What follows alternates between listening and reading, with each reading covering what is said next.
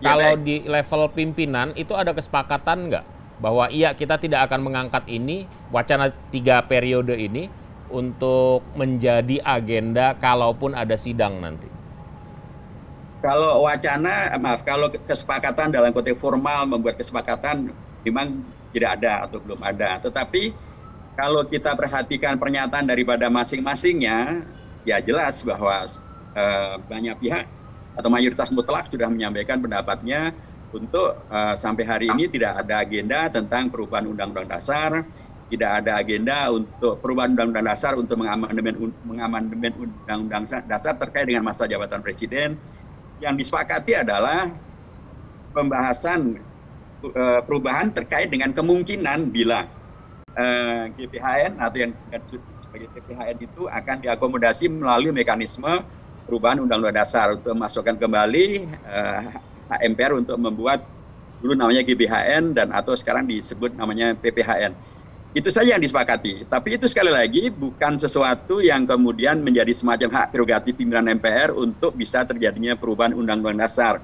Karena pimpinan MPR pastilah sangat paham bahwa perubahan Undang-Undang Dasar itu tidak dimulai oleh pimpinan MPR, tetapi diajukan oleh anggota MPR. Anggota MPR itu bisa saja kemudian mengakomodasi pendapat publik, bisa saja kemudian mereka mempunyai pendapat sendiri dari partainya. Tetapi yang jelas aturan itu sangat rigid diatur di pasal 37 ayat 1, 2, 3, dan 4.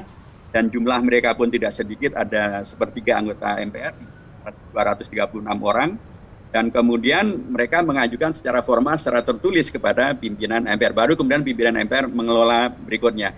Tapi yang jelas bahwa ketika kami membahas tentang agenda yang merupakan rekomendasi daripada pimpinan MPR pada periode Pak Taufik Kemas, kemudian dilanjutkan pada periode Pak Zulkifli Hasan, dan kemudian sekarang periodenya Pak Bambang Susatyo, kami sepakat semuanya untuk membahas rekomendasi ini. Tapi dalam pembahasan kami tidak pernah kami kemudian membahas tentang, apalagi menyepakati untuk membahas tentang perubahan masa jabatan Presiden sampai 3 kali. Bahkan yang saya pahami dari mayoritas mutlak pimpinan MPR adalah bahwa kami memahami bahwa kita ada di era reformasi, konstitusinya sangat jelas. Justru reformasi itu menghadirkan sebuah ketentuan yang sangat rigid, yaitu perubahan Undang-Undang Dasar di pasal 7. Dan itu dikerjakan di term yang paling duluan.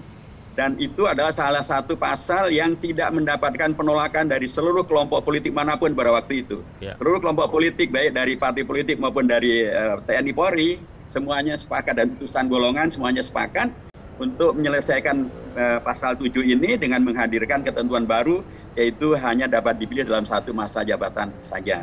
Itu yang disepakati, dan itu yang paling pertama kali dikerjakan, dan karenanya menjadi aneh kalau nggak ada angin, nggak ada hujan, kemudian harus diubah untuk suatu alasan-alasan yang kalau alasan semua orang beralasan lah. Tetapi secara politik jelas sekali belum ada satu orang pun anggota MPR yang mengusulkan hal ini kepada pimpinan MPR untuk bisa ditindaklanjuti oleh pimpinan MPR. Tapi suara-suara ada nggak, Pak Hidayat? Suara-suara untuk? Suara-suara 3 periode gitu di pimpinan MPR. Kalau yang saya dengar, Pak, apalagi dalam konteks formal ya, tidak ada yang menyuarakan 3 periode. Bahkan Pak Ahmad Basarah yang dari PDIP sekalipun, beliau menyatakan bahwa 2 periode ini sudah ideal. Dan kalau kita melihat di Golkar sebagai pemenang keduanya, Pak Bambang Susatyo terakhir juga menyatakan bahwa ya tidak ada agenda untuk pembahasan perubahan sampai lebih daripada 2 periode. Kalau kita lihat dari 2 partai itu sebagai, kalau oposisi ya jelas lah, Partai Demokrat dan PKS sudah sangat jelas kami menolak wacana memperpanjang masa jabatan hingga 3 periode melalui perubahan daerah.